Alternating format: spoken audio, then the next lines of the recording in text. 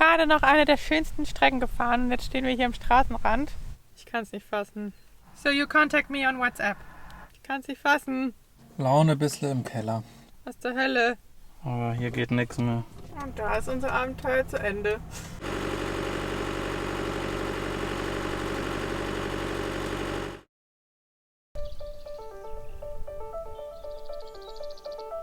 Einen wunderschönen guten Morgen und willkommen zu einer neuen Folge mit uns.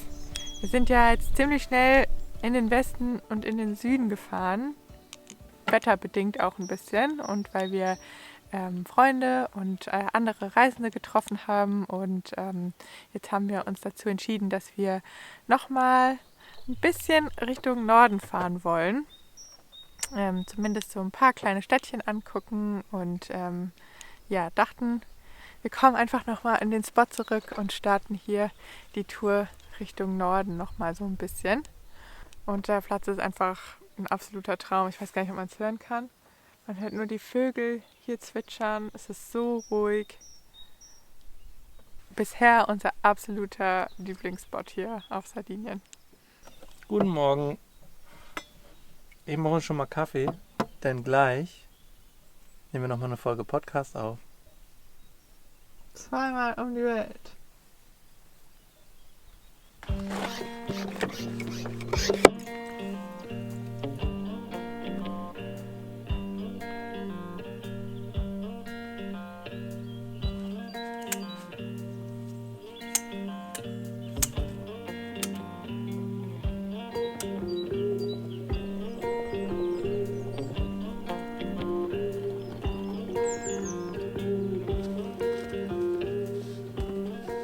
Wir bzw. ich schlafen einfach immer noch in unseren Merino-Sachen. Es gab jetzt zwar schon 1, 2 richtig schöne warme Nächte, wo wir dann auch schon die Seitenwände und so offen hatten im Zelt zum Schlafen, aber sie sind doch noch größtenteils sehr frisch und wir sind echt happy, dass wir die dabei haben. Ohne das wäre es noch ziemlich kalt. Wir nehmen heute das allererste Mal so auf, wie wir uns das, glaube ich, mit dem Jimny vorgestellt haben. Nämlich draußen in der Natur, in der Sonne. Und in der Sonne ist es jetzt schon fast so warm. Wir müssen gleich, glaube ich, in den Schatten wechseln. Vorbei mit dem schönen Spot. Zusammenklappen. Abfahrt!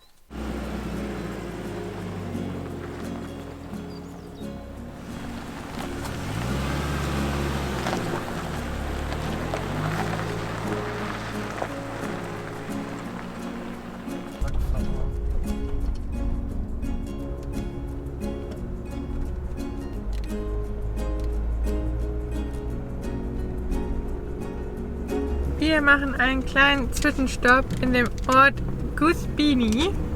Hier haben wir gerade unseren Wasserkanister aufgefüllt und haben gesehen, dass es hier auch eine Gelateria hat.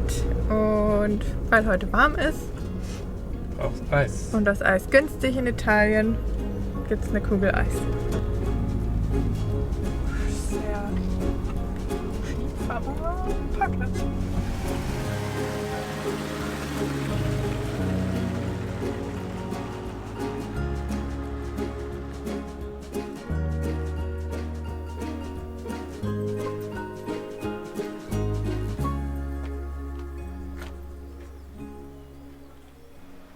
Die Handbremse hält.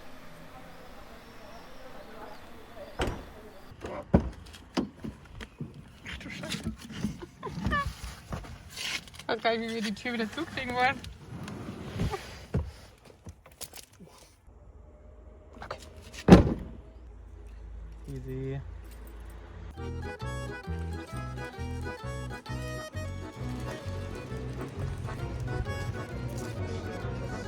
Guck diesmal.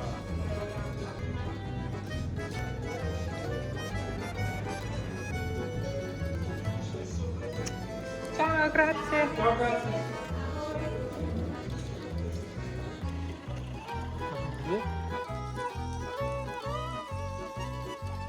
Ich habe einmal Pistazie, claro, muss immer dabei sein, und Biscotti, also Cookies.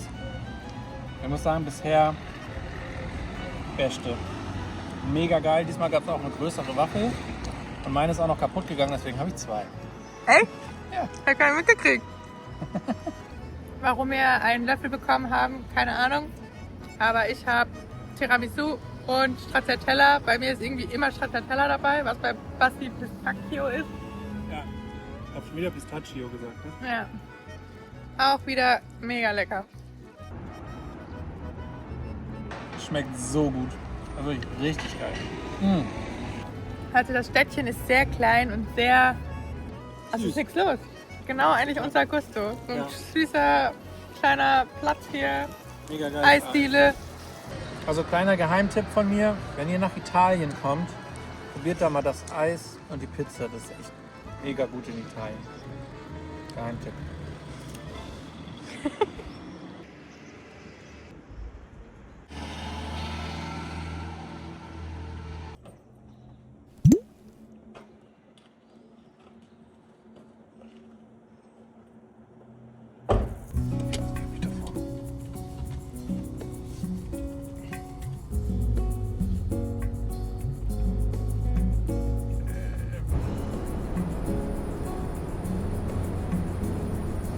Da vorne an so einer kleinen Lagunenbucht sind einfach Flamingos.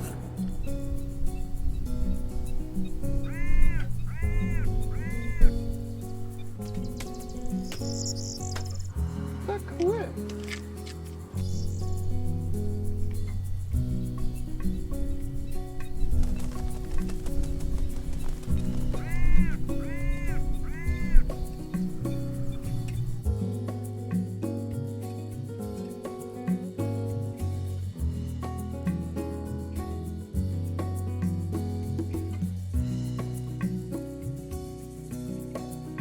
Gerade eben standen hier noch Flamingos in der Lagune. Jetzt fahren wir weiter entlang dieser grünen Küstenlandschaft, irgendwo an der Costa Verde von Sardinien. Frühling fühlt sich hier anders an, ruhiger und irgendwie weiter. Wir biegen ab, weg von der Straße, rein auf einen kleinen Offroad-Track, direkt auf die Klippen zu.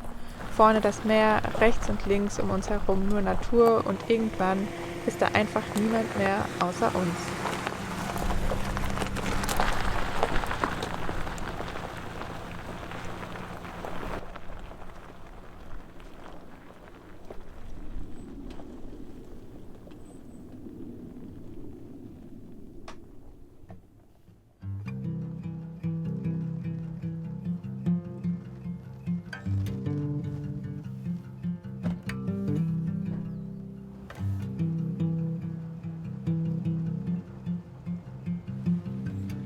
Genau diese Momente sind es, die wir mittlerweile am Reisen mit dem Dachzelt besonders lieben. Nicht unbedingt das Ziel, sondern dieses Gefühl, spontan irgendwo anzukommen und für eine Nacht komplett in der Natur zu verschwinden. Während die Sonne langsam tiefer fällt und das Licht über die Küste zieht, wird alles still. Kein Lärm, keine Geräusche, nur eine kleine Brise, das Meer und dieses einfache Gefühl, genau dort zu sein, wo wir gerade sein möchten.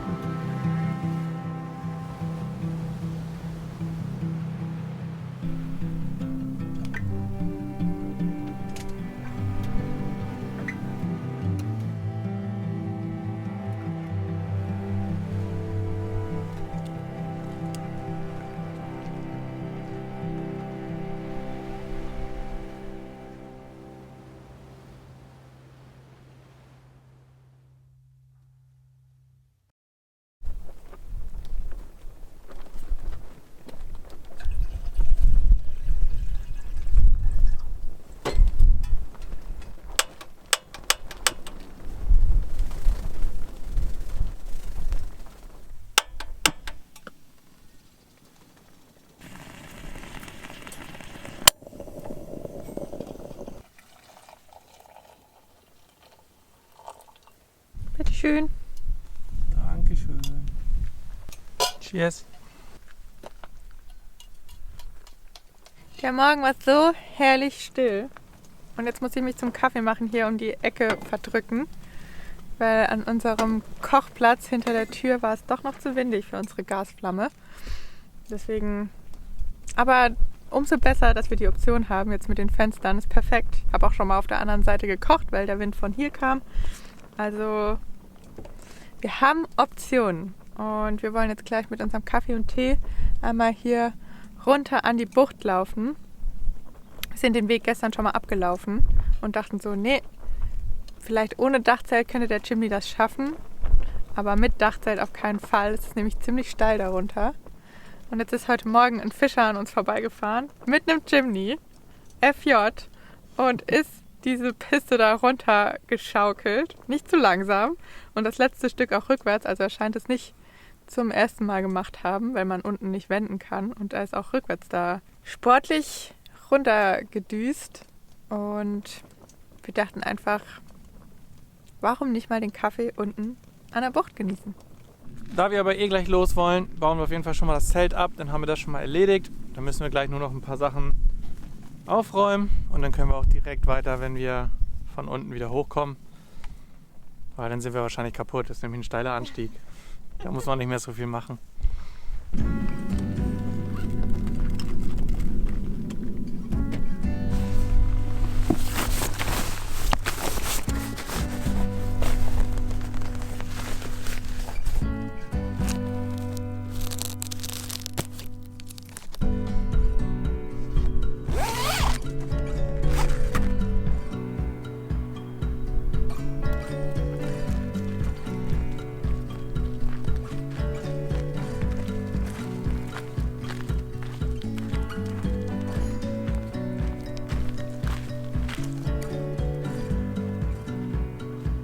Hier unten ist mega windstill. Es ist einfach richtig, richtig herrlich. Viel zu warm angezogen. Basti und ich, wir haben uns auch in unsere bequemen Wanderschuhe geschmissen für diesen extra steilen Weg. Aber vielleicht wollen wir da unten die Füße ins Wasser baumeln lassen. Und da ist natürlich ein offener Schuh besser als ein Wanderschuh. Dieser Weg hier runter ist so unfassbar steil. Das ist echt krass. Mega geröllig, Schlaglöcher, alles. Und was steht da unten? Ein Jimny.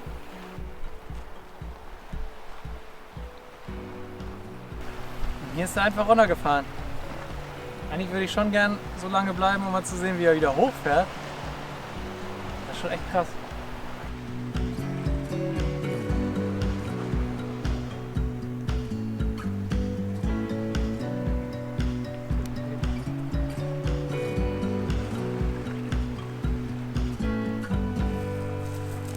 Wir sind hier übrigens an der Costa Verde. Ich nehme mal an, weil es hier so schön grün ist. Und hier sind überall so kleine, herrliche, einsame Buchten, die man entweder anfahren kann, wenn man das Fahrzeug dazu hat, aber wir sind jetzt auch schon mal zu der anderen Bucht gegenüber gelaufen. Man kann easy peasy oben das Auto stehen lassen und dann hier runter wandern. Das ist vielleicht maximal eine Dreiviertelstunde vielleicht. Und dann hat man hier so eine komplette Bucht für sich alleine. Hier unten ist es auch komplett windstill, anders als oben am Jimny, weshalb wir eigentlich zusammengepackt haben. Und jetzt genießen wir einfach nochmal die herrliche Sonne hier unten in der Bucht, bevor es weitergeht. So schön.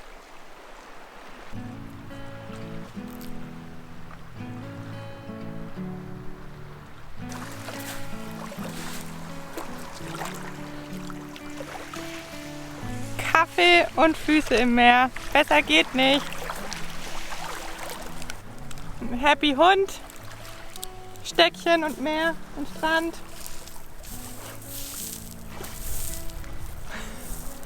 Happy Basti. Sitzplatz.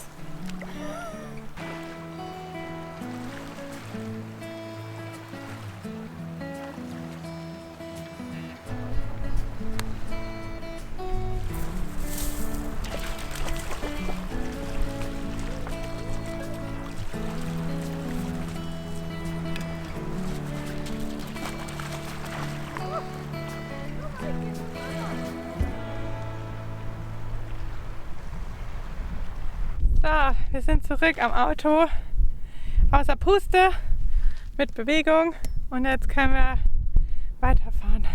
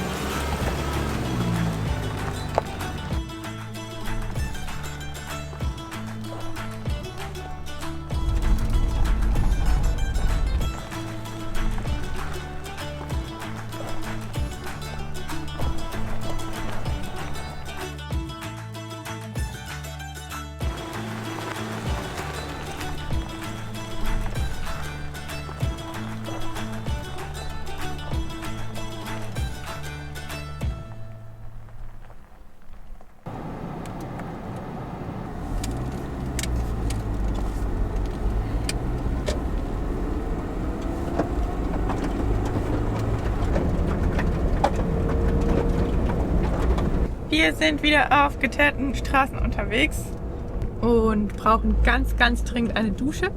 Deswegen geht es auf einen schönen Stellplatz und auf dem Weg dahin, weil wir erst gegen 17, 18 Uhr da ankommen können, gucken wir, dass wir ein bisschen einkaufen, ein bisschen Jimny waschen und so allerlei Gedöns erledigen.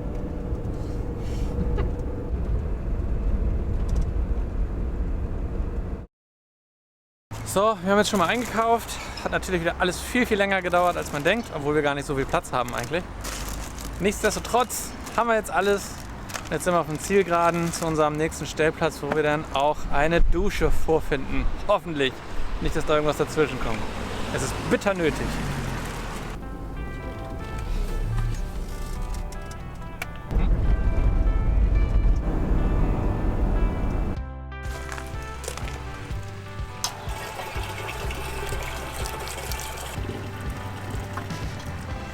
Wasser, check.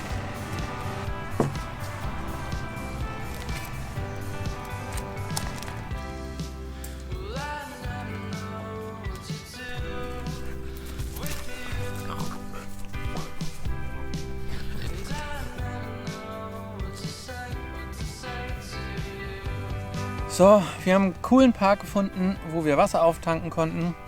Eingekauft haben wir auch schon. Und das heißt, wir haben wieder ein bisschen volleren Kühlschrank. Haben die Chance genutzt, um hier in dem Park direkt eine kleine Snackpause zu machen, bevor wir dann weiter Richtung Norden fahren. Richtig schön hier. Aktuelle Favorites sind Cressinis, Apfel, Tomate, Avocado auf Knäckebrot. Und Parmigiano. Cheers! Ihr könnt ja mal in die Kommentare schreiben, was ihr glaubt, wie viel Parmigiano wir so gegessen haben bisher.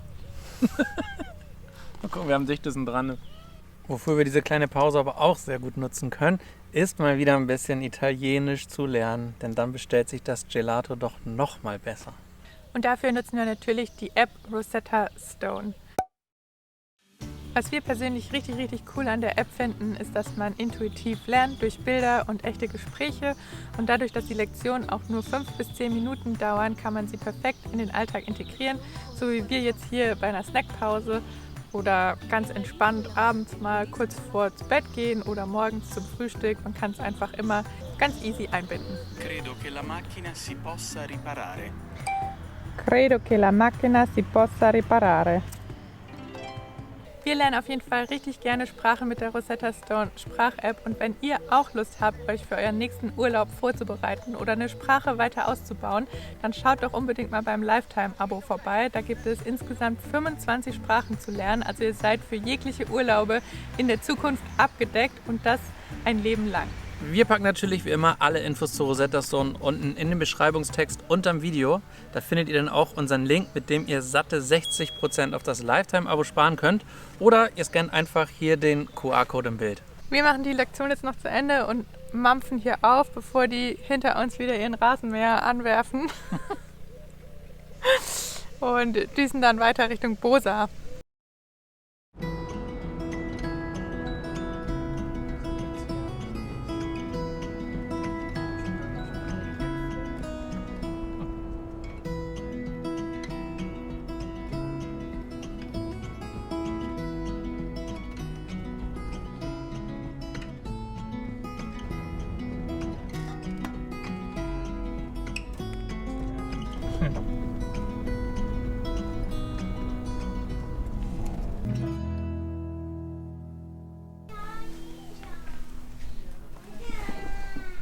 Wir haben hier ein richtig, richtig niedliches kleines Plätzchen gefunden. Es ist so, so schön. Eigentlich ist es ein Innenhof von einem Ferienhaus, wo es so Platz für 1, 2 kleine Camper hat.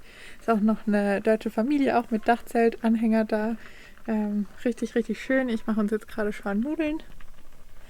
Die Sonne geht so langsam unter und Basti ist gerade schon duschen und ich hoffe, er ist fertig, bevor die Sonne ganz weg ist.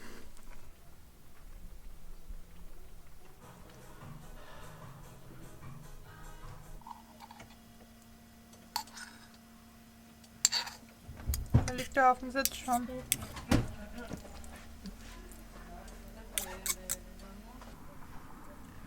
Grazie. Niente.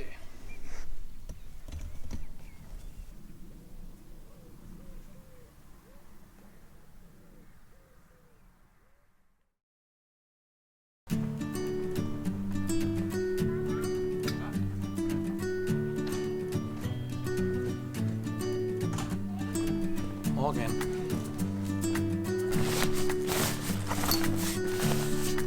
Wir sind frisch geduscht und fühlen uns wie neue Menschen.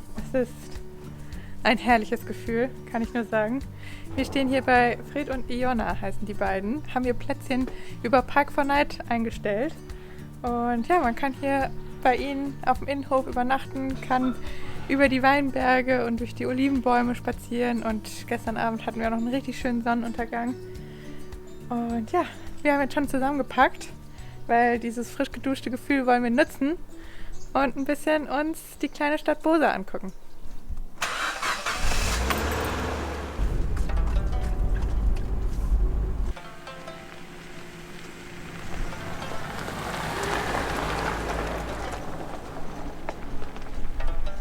Und wie wir gerade erfahren haben, findet in Bosa heute auch das internationale Bierfestival statt.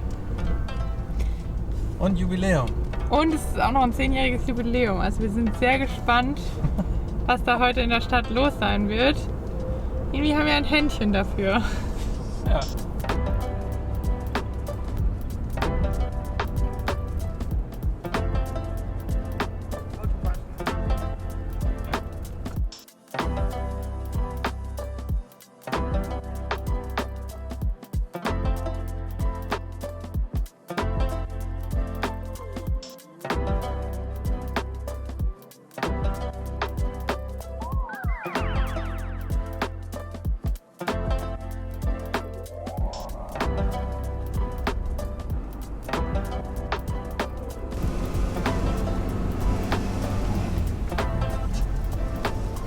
Also hier ist komplette Parking-Madness. Die Parkplätze, die ich schon rausgesucht hatte, die sind in der abgesperrten Zone, da kommt man gar nicht hin. Und jetzt fahren wir hier schon zum 3. Mal im Carré in der Nähe und sagen wir mal so, es sieht nicht gut aus. Wir sind etwas spät dran. Hier verpasst wir nicht, oder? Ach, da! Was tut es? Da, Kann mir da. deine Kamera aus meiner Fresse. Entschuldigung, Ich konnte nichts sehen. das ist vorne, das ist nicht an der Seite. Ja, aber ob von hinten ein Auto kommt, muss ich vielleicht gucken. Kriege ich hier noch einen Anschiss? Ich habe nur höflichst gesagt, dass du bitte die Kamera da rausnehmen, was du in den Spiegel gucken musst. Irgendjemand muss sie ja mitnehmen.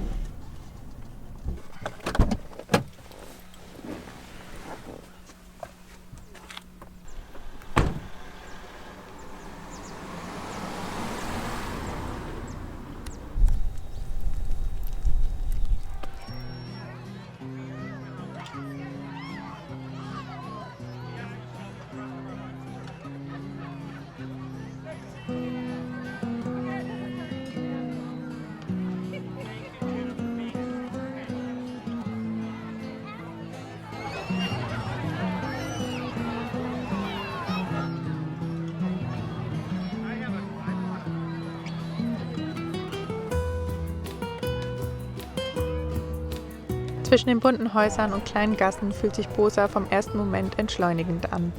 Die kleine Stadt liegt direkt am Fluss Temo, dem einzigen schiffbaren Fluss Sardiniens, und wirkt mit den bunten Häusern fast wie gemalt. Enge Gassen, kleine Cafés, Wäsche zwischen den Fassaden und überall dieser warme, entspannte Charakter.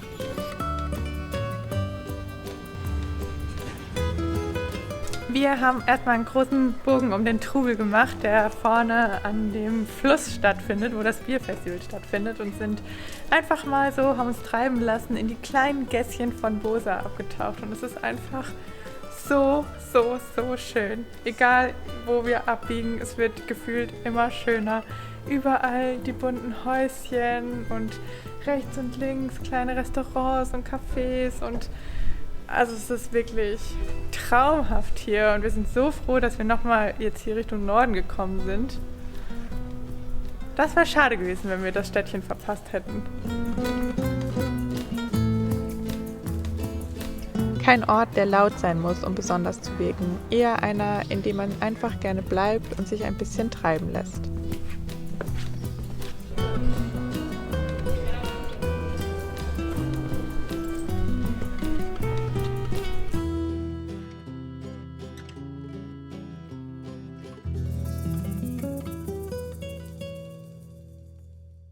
überall in diesen kleinen Gässchen nisten irgendwo kleine Schwalben. Und deswegen ist hier auch überall immer so richtig Geschnatter. Haben wir uns verlaufen? Nein. So schön. Am liebsten würde ich mit einem Gelato schlendern. Ja. So, mit Eis ist schon viel besser.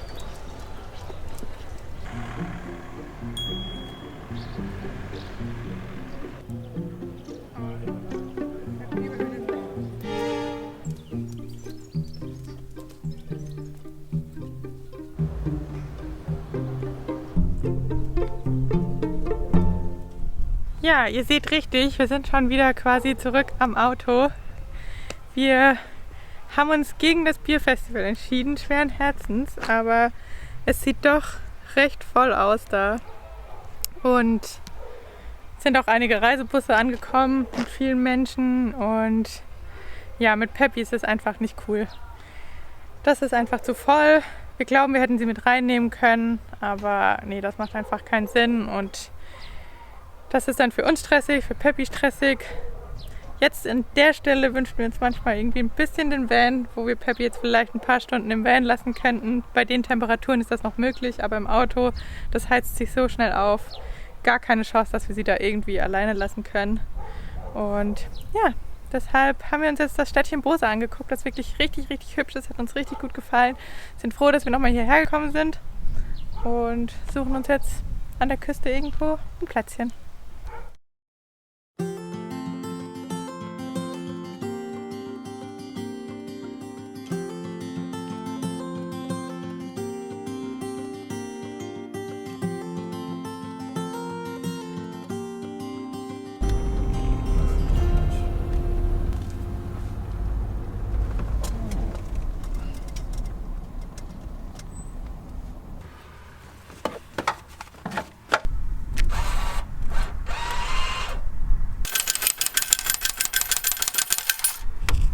Wir dachten, es gibt Euros. One more? One more? Okay, I think it's enough. Wir haben viel zu schnell gehandelt. Wir haben nicht gelesen, dass man Jetons bekommt und nicht Euros. Jetzt haben wir für 20 Euro Jetons bekommen. 6 konnten wir dem lieben Herrn nebenan verkaufen. Jetzt haben wir immer noch 14 oder 15. Zu viel. Gut aussaugen da drüben noch. Ja, das können wir auch sagen. Rot und blau. Gibt es noch Unterschiede?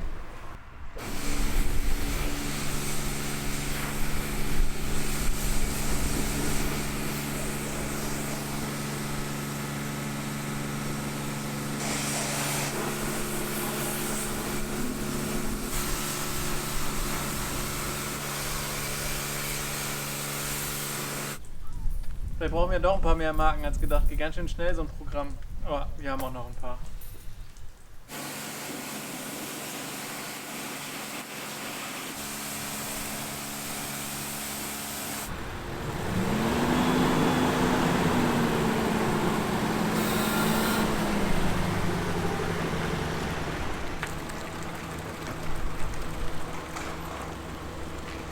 So, wir sind fertig. Und irgendwie, wenn wir jetzt so genauer hingucken, war es eher so ein Geht-So-Projekt. Die Scheibe ist noch ein bisschen dreckig.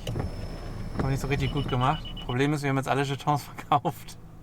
Jetzt haben wir nichts mehr. Naja. Wir könnten sie ja wieder kaufen. Wir können jetzt wieder für 20 Euro dann. Nein, Scheibe machen wir anders sauber und dann geht es auch wieder. Ja, der Hochdruckreiniger macht irgendwie den Dreck gut weg. Aber die Bürste sah uns ehrlicherweise nicht geheuer aus, die da drin war. Ja. So ist. Der grobe Dreck und das Salz vom Meer ist weg. Ich wollte gerade sagen, da haben wir uns wieder ein Eis verdient, aber wir hatten ja gerade erst eins. Ja, 2 an einem Tag. Aber weißt du, was wir uns verdient haben heute? Hm. Pizza!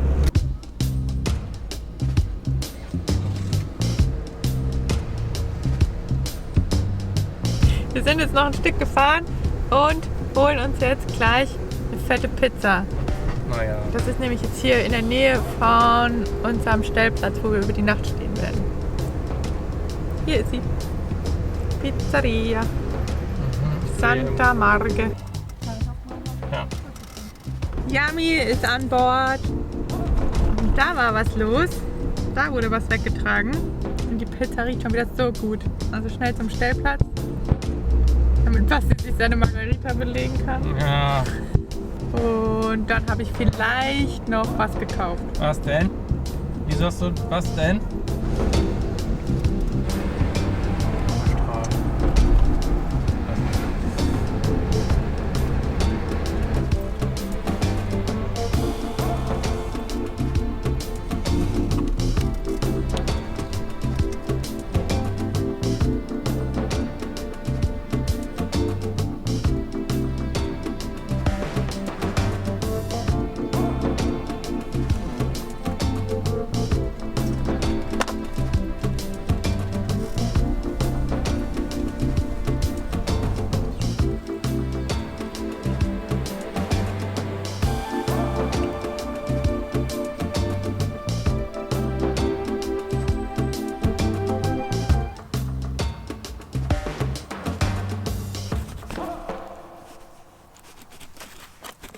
So lecker. Diese Pizzen sind einfach immer... Sehen aber ein bisschen eingepackt aus, weil es ist gerade Witching Hour, Sonne geht unter, da ist der See und wir sind eingekesselt von Moskitos.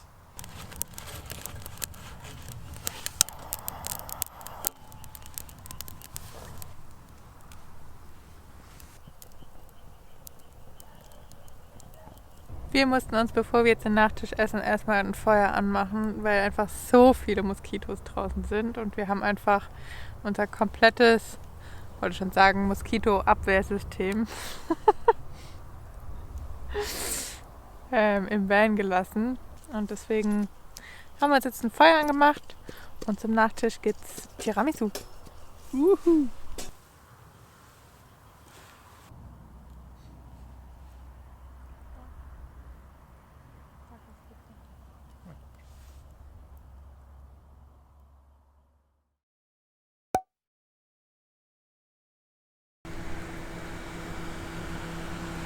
Das war ein richtig herrlicher Morgen.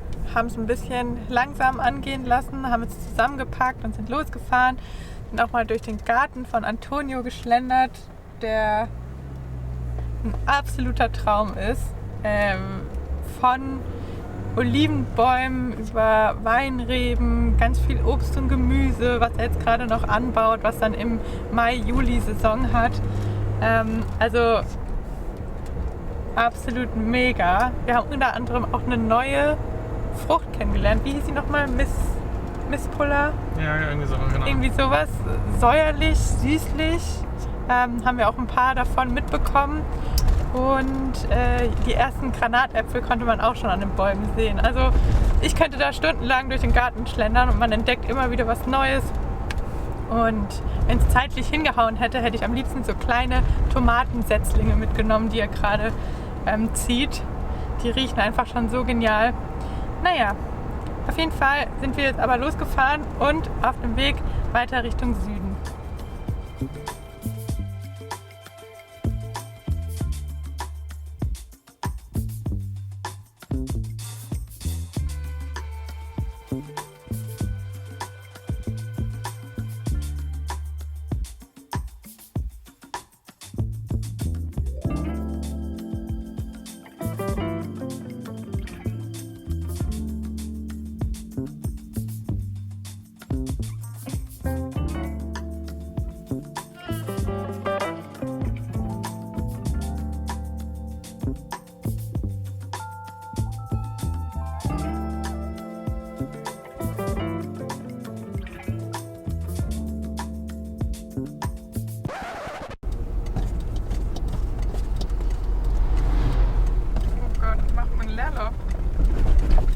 Ja. Oh. Und da ist unser Abenteuer zu Ende. Ja, ich kann keine. Die Kupplung ist im Eimer. Ist irgendwas gerissen. Es hat einmal Knack gemacht und dann war es weg.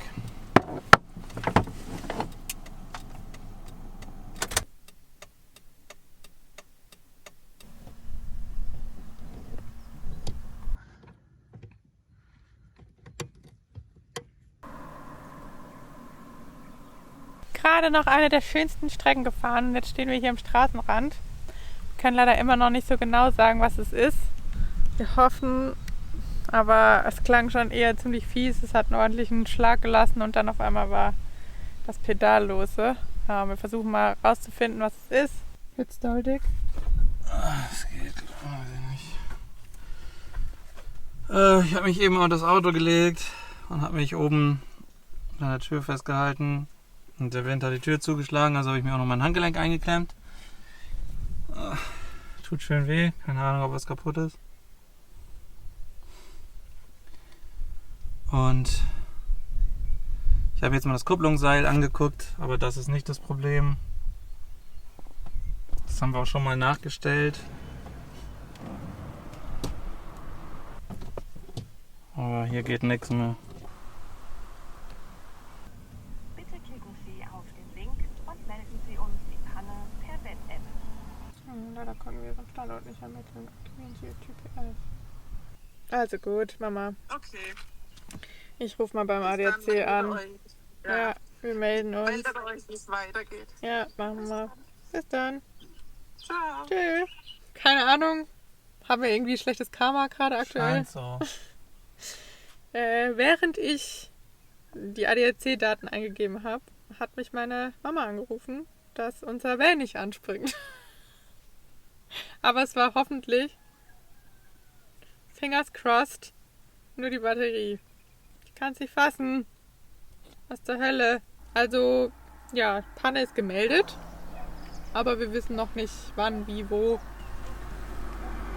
Gucken wir mal, was passiert heute noch. Erstmal was essen, das hilft immer. Beziehungsweise nichts essen ist kontraproduktiv. Außerdem müssen wir sowieso warten. Laune ein bisschen im Keller. Okay, so you contact me on WhatsApp. Okay, perfect. Bye.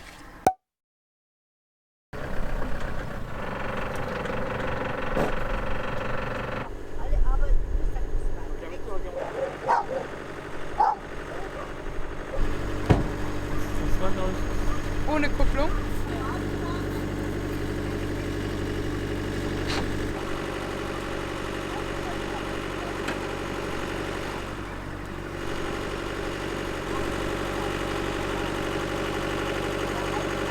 Also, Auto ist jetzt drauf.